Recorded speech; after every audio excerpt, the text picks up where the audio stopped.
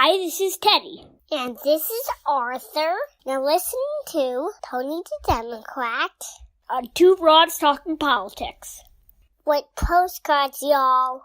Write postcards, y'all.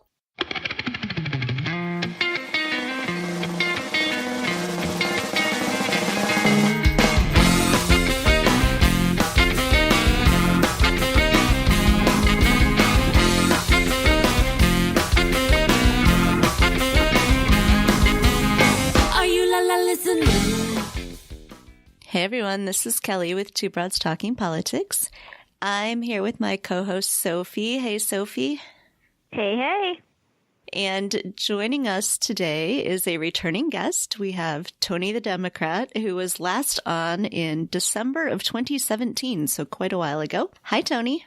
Hi, thanks for having me back. Yeah, we're excited to talk to you again. It's been a while, and I should point out that your previous episode is still, to this date, our most listened to episode. Oh my goodness. Wow. That's really cool. So I think that probably all of our listeners know that Tony is the person behind Postcards to Voters, but just in case somebody has been under a rock and not listening to us or paying attention to us for a while, can you give the sort of very short version of what Postcards to Voters is? Of course. We are a grassroots organization, all volunteers from around the country who write fun, friendly, positive get-out-the-vote messages to Democratic voters in an effort to boost winning turnout in elections up and down the ballot. So it could be anything from your local school board or sheriff or city council all the way up to your state legislature or state Supreme Court or even congressional and U.S. Senate races. So that's it in a nutshell. Oh, did I say postcards? Did I leave the word postcards out? We write all these fun, friendly reminders on postcards, and they're fully handwritten. It's a true grassroots initiative. A lot of people are calling it craftivism because they decorate their postcards or highlight them, put stickers on them and drawings and so forth. So it's a fun exercise to help people exercise their right to vote. So when we talked to you before, you were on what I believe was campaign 32. It was the Doug Jones campaign in the Alabama Senate race. So that was quite a while ago. So how many campaigns are you up to now? We are on our 146th campaign right now. We have helped more than 200 candidates. Some of our campaigns have been combination or slates, where maybe we have 2 or 3, and in a couple of cases we had more than that many candidates on a local town council slate, for example. But 146 campaigns, and we'll have another 1 or 2 launching here this week. So we have kept busy. We've been writing nonstop since we started in March of 2017 for the John Ossoff election. And you guys did quite a few postcards for the midterms, which I know because I tried to write for every single one of those campaigns. So could you talk a little bit about the midterms and sort of what were the lessons learned for you guys? Yeah, thanks. The midterms were busy, very busy. That's an understatement. We had over 800 campaigns contact us through our website or through social media asking to be supported by our volunteers. Obviously, we just did not have the capacity to write for 800 campaigns. But we did support over 30 campaigns, including several statewide initiatives in Tennessee, Georgia, Florida. And it added up to 1.9 million addresses assigned during the 2 months leading up to the November election. And we ended up doubling the number of volunteers who were engaged with us to just over 60,000. And I think that what we learned from that experience is that the word is getting out about the effectiveness of postcarding to voters as a GOTV approach, part of a comprehensive GOTV plan. And volunteers are rising to the challenge in some incredible ways, organizing their groups and their friends, hosting multiple parties. I heard from people that were having one weekly or even 2 weekly events during the midterms. And that's part of the reason why we were able to get so many addresses assigned. It's because the volunteers are really putting their arms around this and inviting their friends and others to get involved. That's how we're growing still 2 years into this. So I know a lot of us after the election in November just kind of needed a break for a while. I myself was extremely exhausted by the time the election came. Have you seen a sort of drop off? And if so, kind of why would you encourage people to sort of keep going now after the midterms? We did certainly see a drop-off, and that's to be expected. In fact, anytime we have a big campaign, like whether it was Doug Jones or Connor Lamb, anytime there's a big campaign in it and the election finishes, lots of people kind of take some time off. And that's the way volunteer activism, works, and whether it's postcarding or anything else. However, to their credit, and because we have so many volunteers, we were still able to write over 500,000 postcards in the 5 to 6 weeks after the November election for the different runoff elections that were going on in Louisiana, Georgia, and Mississippi. So there is still a big interest in doing postcards for special elections or runoffs or municipal or local elections. I don't like sometimes I will call them small elections. I don't really mean small in a diminutive way in terms of the importance of the office, but because sometimes the list can be 700 voters total for a town council seat or a couple of thousand voters total for some other local municipal race. Obviously, that is a shorter or smaller effort on our part. And I think your other question was, how do I make the case to volunteers to stay engaged? Was that your other question? Yeah.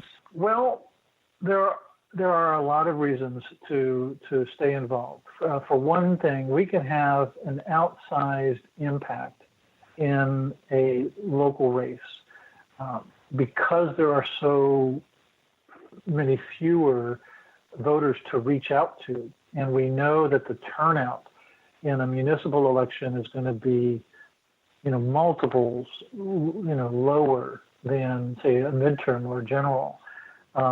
It really does mean that every voter you can remind to successfully get out and vote, their vote could probably equal 20 or 30 votes in a regular, larger election. So your one postcard is going to have a bigger impact. The other thing is that these local races don't have the kind of attention and money that's getting poured into them like the bigger elections do. And so I really do think that handwritten reminder to vote is going to be more effective at boosting turnout than when it's one postcard in a sea of paid mailers and tons of TV ads and radio ads and everything else going on covering the candidates. Where you really would have a harder time measuring the effectiveness of one postcard to a voter. So if you're looking for some bang for your buck and you really want to feel like you had a hand, literally a hand in helping decide, let's say a city council to flip to Democrat or a county supervisory board to switch to Democrat or to, like in Wisconsin, we have the opportunity right now to elect a Democrat to succeed a retiring Democrat Supreme Court justice. This is when to do it. This is the time to write when it's sort of like a sleepier election. There are some other benefits, obviously, to continuing to maintain some postcarding activity. The infrastructure that we have put in place, the investment that the people who donate and buy postcards have afforded us, it's there, and so it doesn't hurt to keep using Abby the address bot and keep pumping addresses out because we're already paying for certain things every month anyway, so we might as well keep using those tools and having people who are interested to sign up and write. I think, too, for groups that are in the habit and maybe they're coming back from a break, like you were suggesting, I think that it's important to have something on offer for these groups. I've heard of indivisible groups and some other groups that were meeting monthly and having trouble getting folks to keep coming back to their monthly meetings. And they now start off each meeting with like 15 minutes of postcard writing for whoever we happen to be writing for that month. And that has had some positive effects for them. I guess I'll close out the sales pitch for writing for local campaigns is that it is to help build the bench.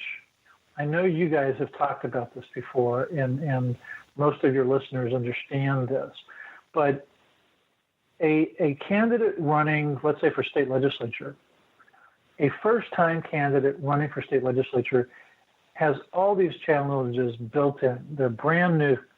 They don't have the network. They don't have, maybe they have to work harder to get the confidence of donors to believe in their candidacy that they might be effective. And they just don't know the ropes that well because they're brand new.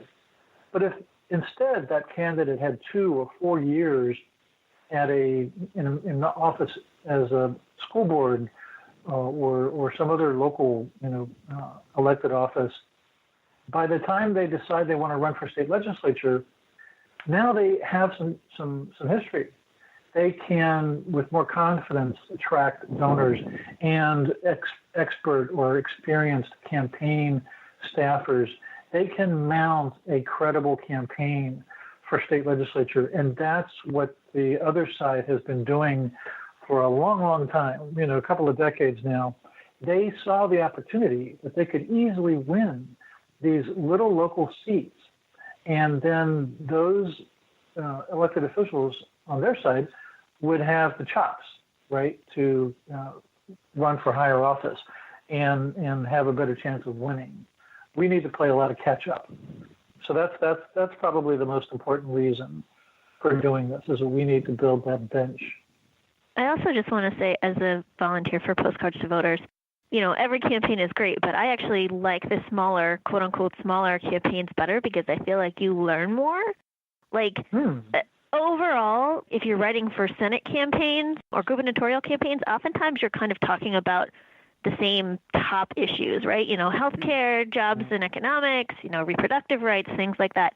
But if you're writing for smaller elections, you learn about things that people are thinking about in other states that you might not know. I had no idea that internet access, basic internet access, which I take for granted here in a large city, is a huge issue in a lot of rural towns. And I would not have known that without Postcards to Voters. I'm writing all of these postcards about, talking about how these smaller areas don't have any internet. I would not have known that. Yeah.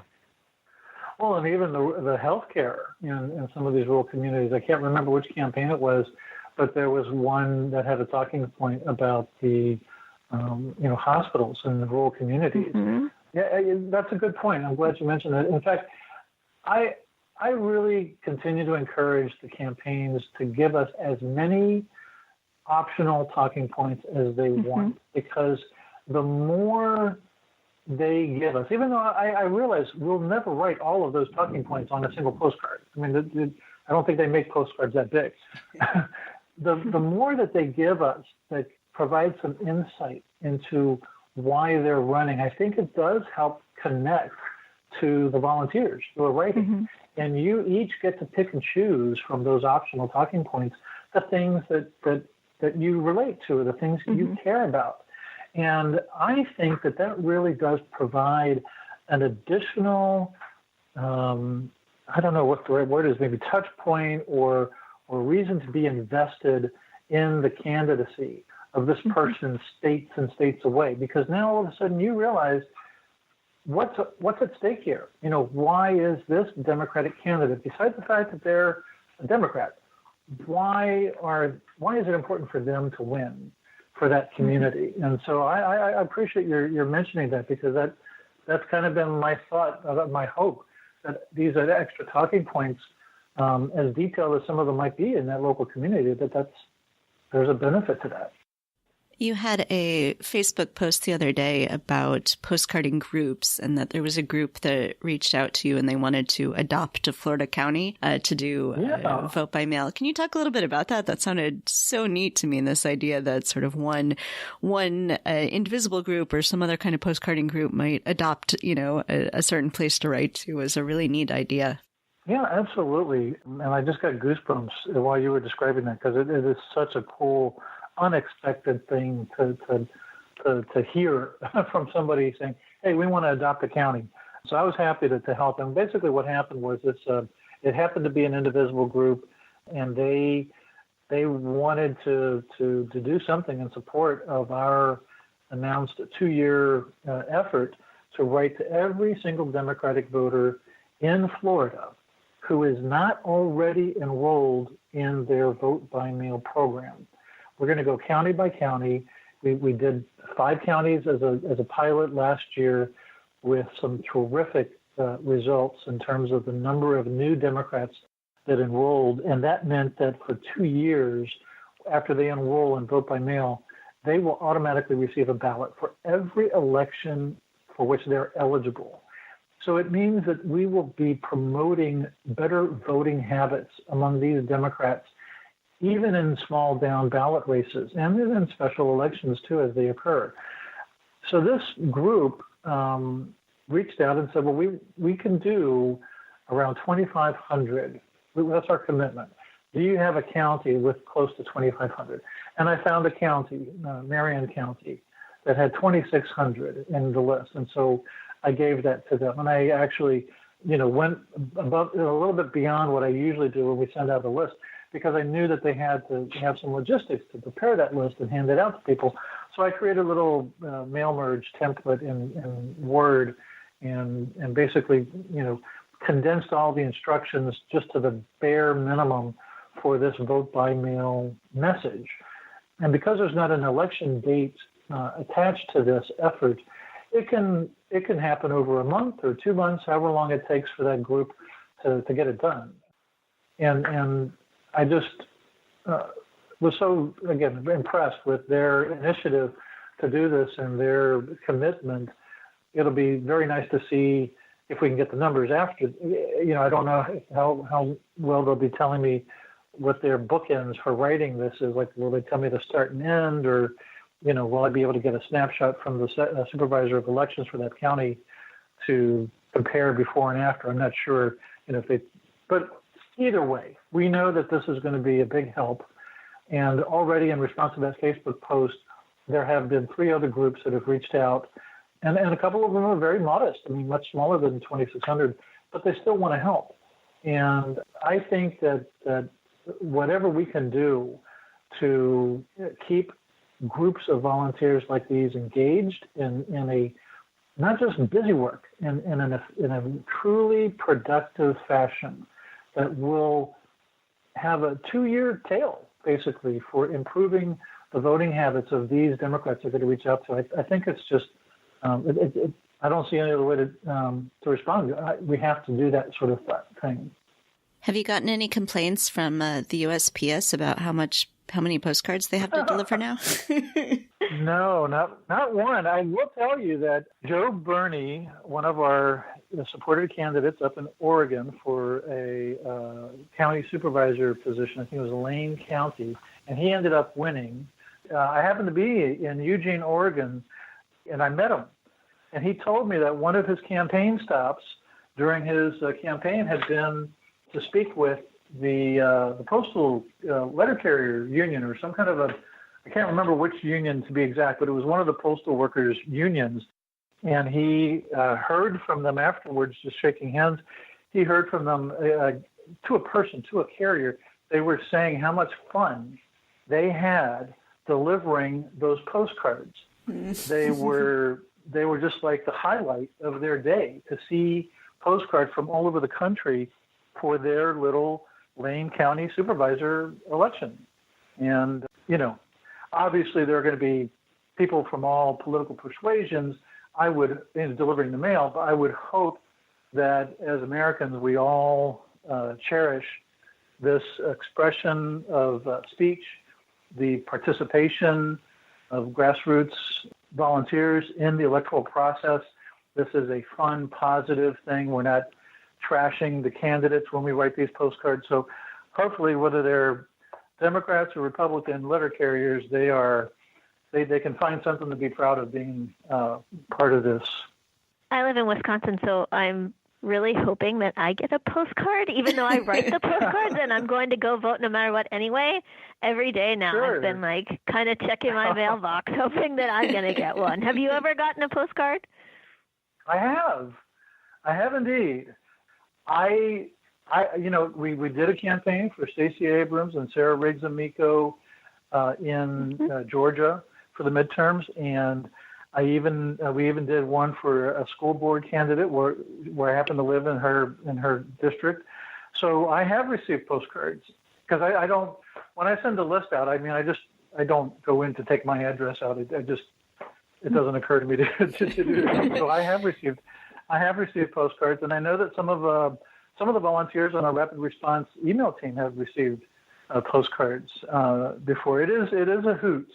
It is definitely, it's sort of, you get taken aback. I mean, I feel the same way I'm sure that a regular voter feels when they're going through their mail and it's bill, junk mail, and then all of a sudden there's this handwritten postcard and you're like, who's this from? Oh, wow.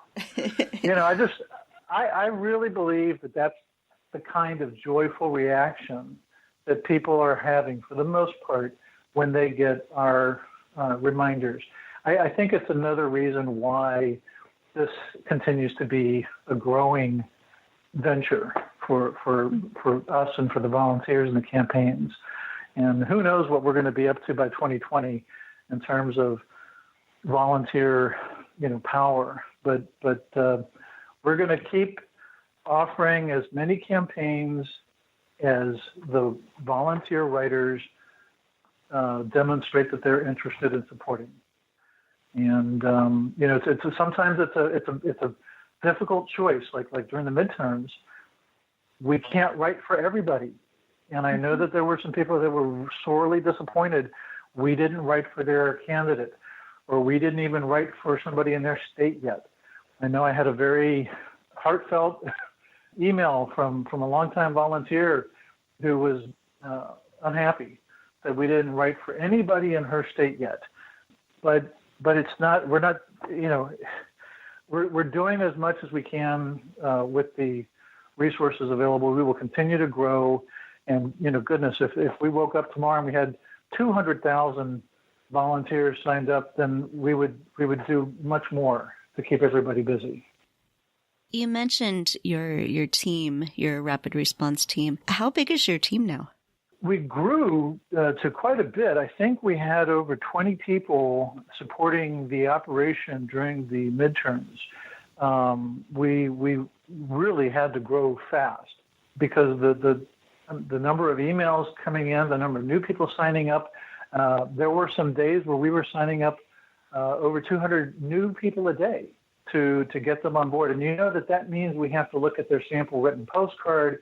Some people need some feedback, and they need to be reminded, oh, you spelled the name wrong, or you shouldn't be mentioning Trump, or whatever.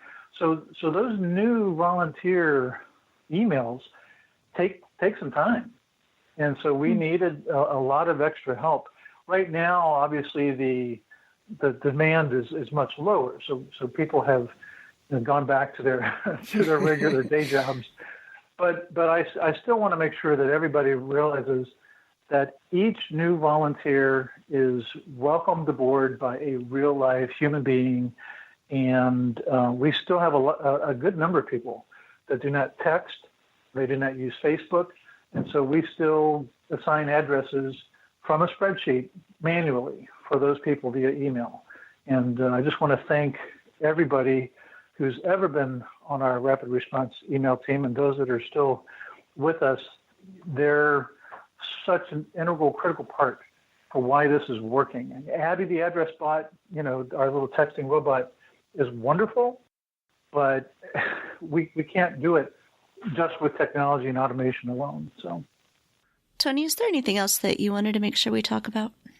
Yes, the Florida Vote by Mail initiative, which is going to be a long-term thing to get through all those counties.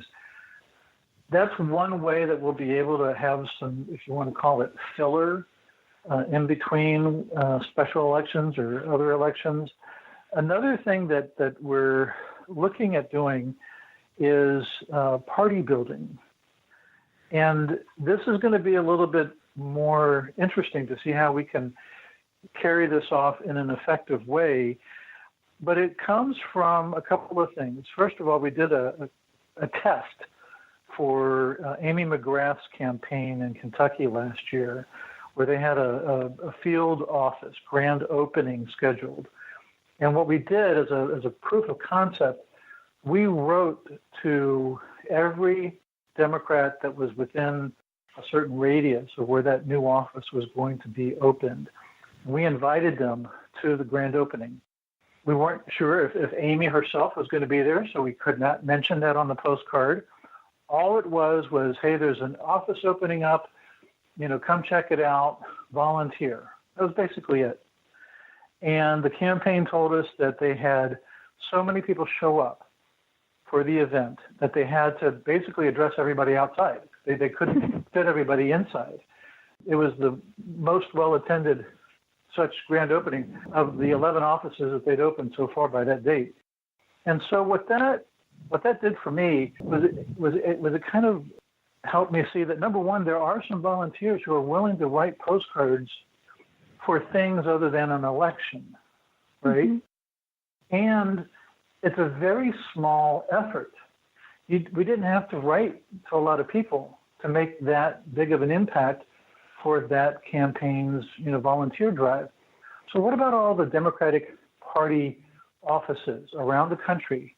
Maybe even the Democratic Party offices that are in red counties that are having a really hard time getting volunteers to step forward and be trained as a precinct organizer, or just to do other volunteer work for the county to build that county and get them in a healthier state by the time the 2020 elections roll around, right? What could we do to help them? And so I'm talking to some people around different places, asking them if there is a county Democratic Party event coming up, let us know. Let us see if that might be something that we could write to 300 or 500 or 1,000 local Democrats and get them to show up, because everything that we're trying to do is really about winning elections. And if the county party can be helped a little bit further in advance to recruit more volunteers so that they can carry on a more effective ground game for their whole slate of Democratic candidates, then that I feel like that's in line with our mission. What do you think? Yeah, I would love that night. I can imagine like my local Indivisible group in Chicago saying, ooh, let's adopt a, county office in Nebraska that we want to help or something. That definitely seems like Absolutely. Something that would be sort of really fun and tangible. Yeah, so we have one that I'm working on that I obviously I don't like to commit to anything too specific before we have everything lined up, but there will be something pretty soon that will be along those lines. It will be about party building. And I hope that if that is well received by the volunteers, that we will be able to do more of that. I know some people might be saying, well, gosh, Tony, that really sounds like something that local group of Democrats should be doing on their own. But what if we can give them a little bit of a boost? Mm-hmm. And we can help them get another 50 or 100 people to show up to an event that's a candidate forum or some kind of a state of the Democratic Party in Nebraska, conversation or whatever, a training event for how to do phone banking. I don't know, whatever. If we can do that, and if it doesn't hurt too much for people to say, okay, I'll write 5 postcards for this campaign. I don't know. I think it's worth it. Again, if people don't react and they don't get the addresses, they don't ask for addresses for that opportunity, well, then that'll teach me that maybe that's not where people want to spend their writing power. And we won't do that anymore. Please encourage anyone to reach out to me. My email address is info@tonythedemocrat.org. And if they have a suggestion for a party building exercise in their county, reach out to me and let's get talking. But presumably you don't want everyone reaching out to you, asking you when we're going to start writing in the North Carolina 9th. I do admit that I got a little bit, yeah. I tell you what, the only robot on this whole team is Abby. Everybody else is human and is subject to the same sorts of frustrations and everything else that a human would feel. And really, within minutes of the news breaking that they had, unanimously voted to have another election, I was getting messages and emails. Are we going to be writing for Dan? Do you have addresses yet? It's like a little too early. But anybody who's been with us, and you guys have been with us for a long time, anybody who's been with us, you can pretty much bank on the fact that any campaign effort of notoriety, we're going to be writing for. I mean, I don't think there's been one that we haven't so far. I mean, there might have been some during the midterms that we just couldn't get to, but we did have our share of big name campaigns during those 2 months. But yes. Oh, by the way, I want to mention, I don't know if you guys know this, but one of our volunteer postcard writers from the very first campaign here in the 6th Congressional District of Georgia, Angelica Krause. I remember attending one of her postcard parties where we were writing for John Ossoff. Do you know that Angelica is now a first-term state representative in Georgia? She ran for office and she won. That's excellent. I love that. Yeah, absolutely. No, she's an immigrant. She has a terrific story, and I'm just tickled that she decided to run and she flipped the seat. And let's see some more people running for office. You guys are now almost experts yourselves. When are you guys going to run for office? Hey, don't look at me. It's Kelly's turn. You find a seat that doesn't already have 15 Democrats running for it in the south side of Chicago, and I'll run. I have the same problem in Madison, so...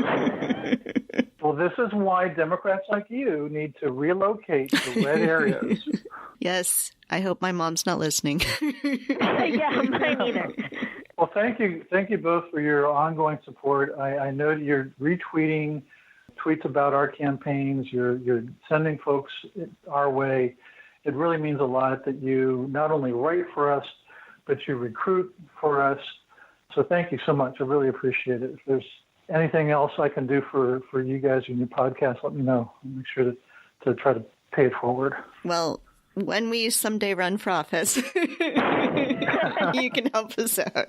Well, Tony, thanks so much for joining us again. It's always fun to talk to you. And I know we have lots and lots of postcarders who listen to the podcast. So I know that they like kind of hearing the inside scoop on what's going on. So thank you. It's my pleasure. Thank you.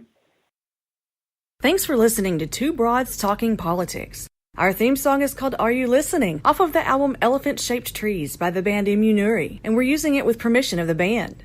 Our logo and other original artwork is by Matthew Weflin and was created for use by this podcast.